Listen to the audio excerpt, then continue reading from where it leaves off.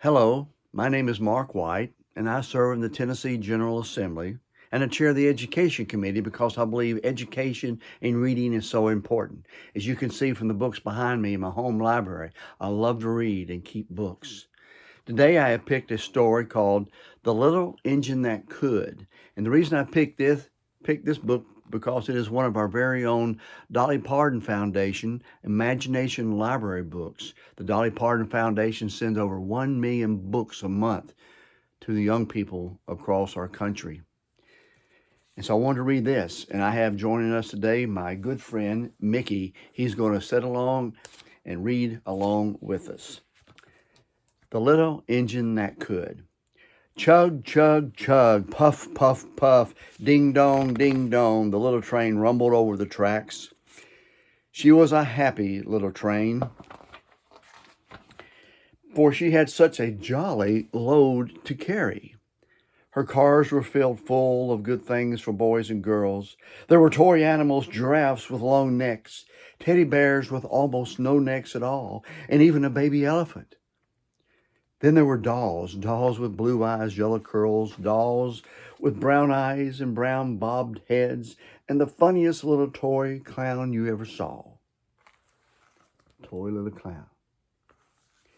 And there were cars full of toy engines, airplanes, tops, jackknives, pictures, puzzles, books, and every kind of thing boys and girls could want. But that was not all. Some of the cars were filled with all sorts of good things for boys and girls to eat. Big golden oranges, red-cheeked apples, bottles of creamy milk for their breakfast, fresh spinach for their dinners, peppermint drops and lollipops for after-meal treats. The little train was carrying all these wonderful things to the good little boys and girls on the other side of the mountain. She puffed along merrily. Then all of a sudden, she stopped with a jerk. She simply could not go another inch. She tried and she tried, but her wheels would not turn. What were all these good little boys and girls on the other side of the mountain going to do without the wonderful toys to play with and the good food to eat? "Ah, here comes a shiny new engine," said the funny little clown who jumped out of the train. "Let us ask him to help us." So all the dolls and the toys cried out together, "Please, shiny new engine, won't you please help us pull our train over the mountain?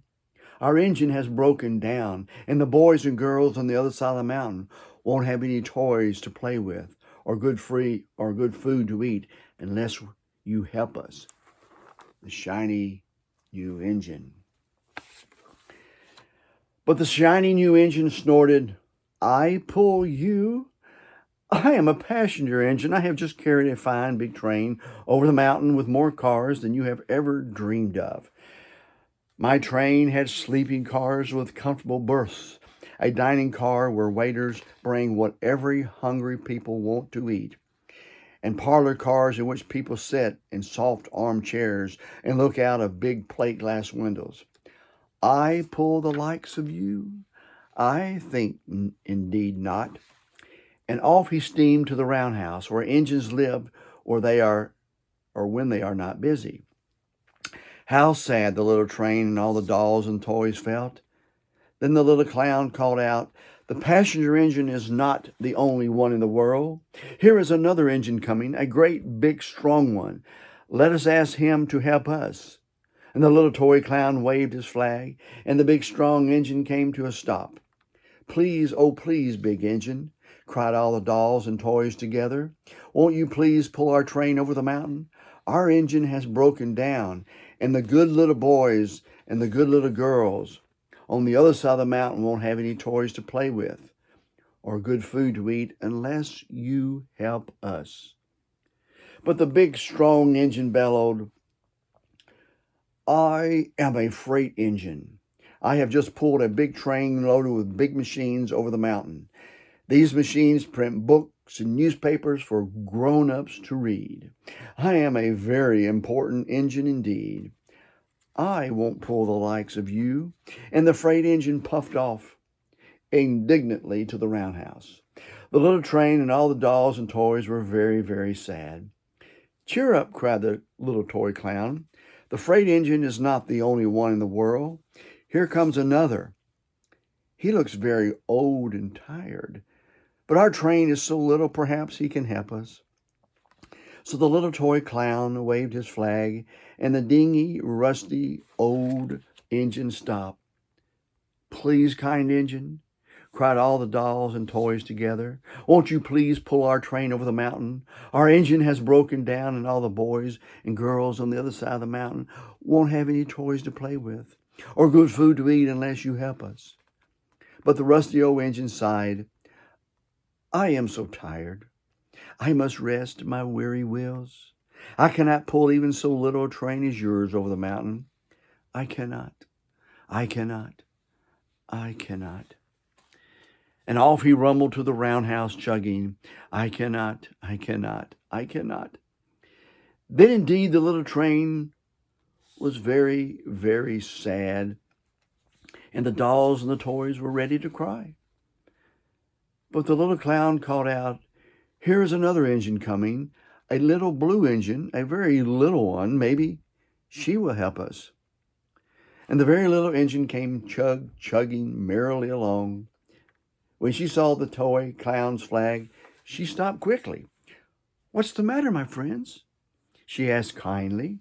"Oh, little blue engine," cried the dolls and the toys, "will you pull us over the mountain? Our engine has broken down, and the good boys and girls on the other side won't have any toys to play with or good food to eat unless you help us.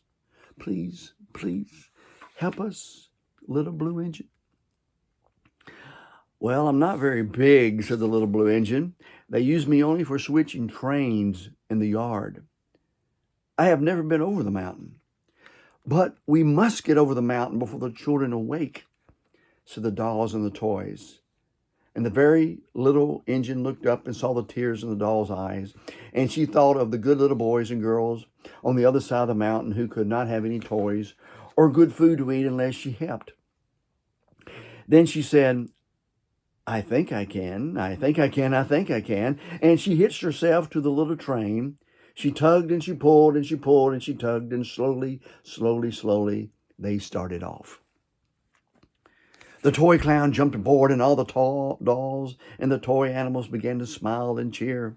Puff, puff, chug, chug went the little blue engine. "I think I can, I think I can, I think I can, I think I can, I think I can, I think I can, I think I can, I think I can, I think I can." And up and up and up and faster and faster and faster and faster the little engine climbed until at last they reached the top of the mountain.